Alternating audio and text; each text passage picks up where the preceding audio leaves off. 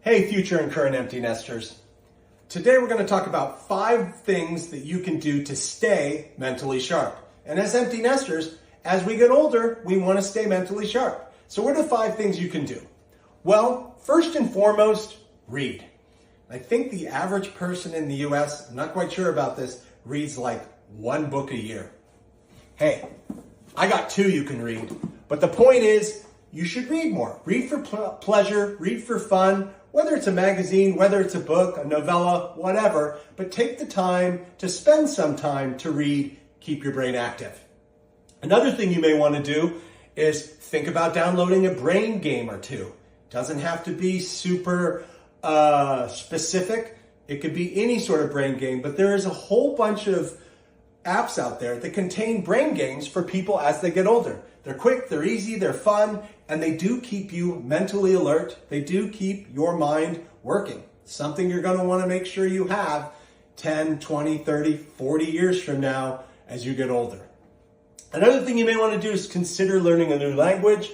I've spoken about this before, but a new language is a great way to explore a new culture, potentially some prep before you take that trip, that place you've always wanted to go, and learn that new language. It's a fun thing, definitely, much like reading, and the brain games will keep you mentally sharp as you get older.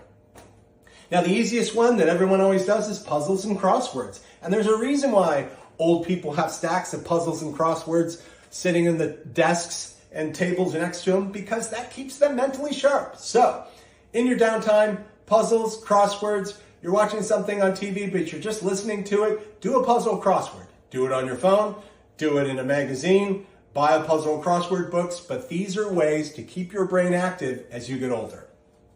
And the final thing, which happens to be one of my favorites, is to go to lectures and seminars.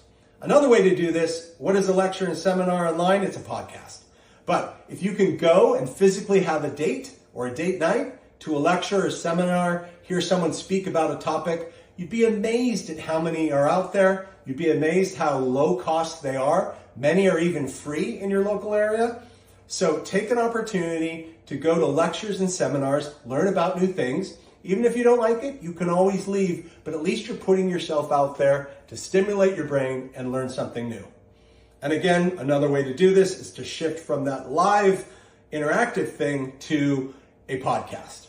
So listen to a podcast that can create a new interest, supports a current interest, or explore the world through podcasts. There are a million out there that you can do. I'm sure I'll do an episode on just podcasts for empty nesters. But for now, these are the ways, these are the things you can do today and as you get older to stay mentally sharp. It's important. Good luck.